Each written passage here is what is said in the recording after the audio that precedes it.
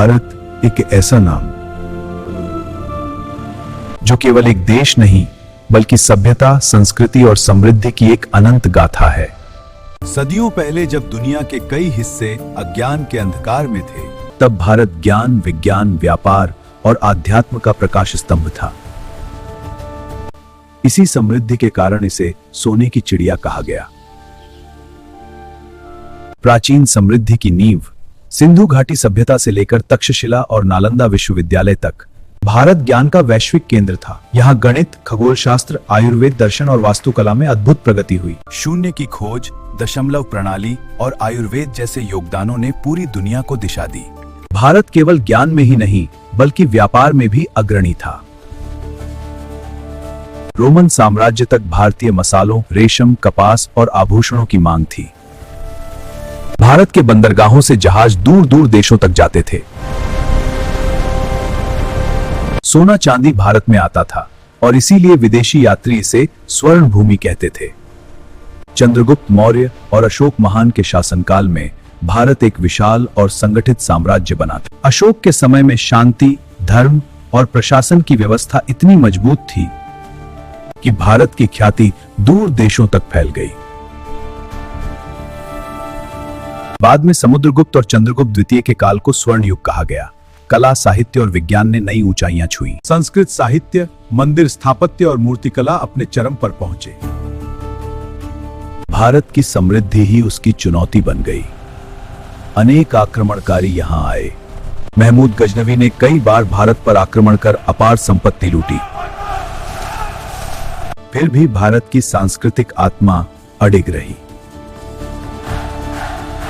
आगे चलकर मुगल साम्राज्य की स्थापना हुई। इस काल में स्थापत्य कला, संगीत और चित्रकला को बढ़ावा मिला।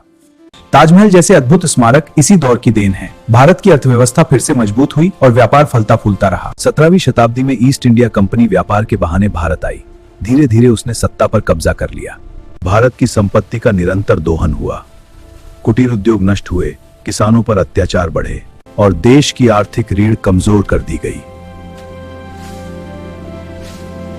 ब्रिटिश शासन के दौरान भारत की अपार संपत्ति विदेशों में चली गई। कभी विश्व अर्थव्यवस्था में 25% हिस्सेदारी रखने वाला भारत धीरे धीरे गरीब राष्ट्रों में गिना जाने लगा। सोने की चिड़िया पिंजरे में कैद हो गई। लेकिन भारत की आत्मा को कोई कैद नहीं कर सका। महात्मा गांधी, भगत सिंह, सुभाष चंद्र बोस और अनगिनत वीरों ने स्वतंत्रता की लड़ाई लड़ी।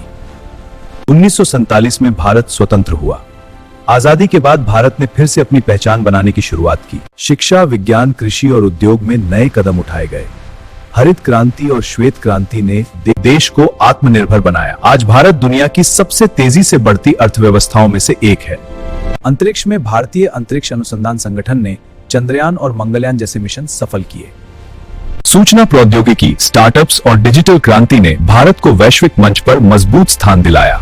भारत को सोने की चिड़िया इसलिए कहा गया क्योंकि यहाँ ज्ञान, कला, व्यापार और संस्कृति का अद्भुत संगम था। आक्रमणों और औपनिवेशिक शोषण ने इस समृद्धि को कमजोर जरूर किया, लेकिन खत्म नहीं कर पाए। आज जरूरत है कि हम अपनी विरासत को समझें, इतिहास से सीखें और मिलकर ऐसा भारत बनाएं जो फिर से विश्व गुरु कहलाए। जब हर नागरिक जिम्मेदारी निभाएगा, शिक्षा और नैतिकता को अपनाएगा, तब सोने की चिड़िया फिर से खुले आकाश में ऊंची उड़ान भरेगी। भारत केवल अतीत की कहानी नहीं बल्कि भविष्य की संभावना है। यह हमारी जिम्मेदारी है कि हम इसे फिर से ज्ञान, समृद्धि और मानवता का प्रतीक बनाएं। अगर अपने देश से प्यार है तो वीडियो को लाइक, शेयर और चैनल को सब्सक्राइब करें।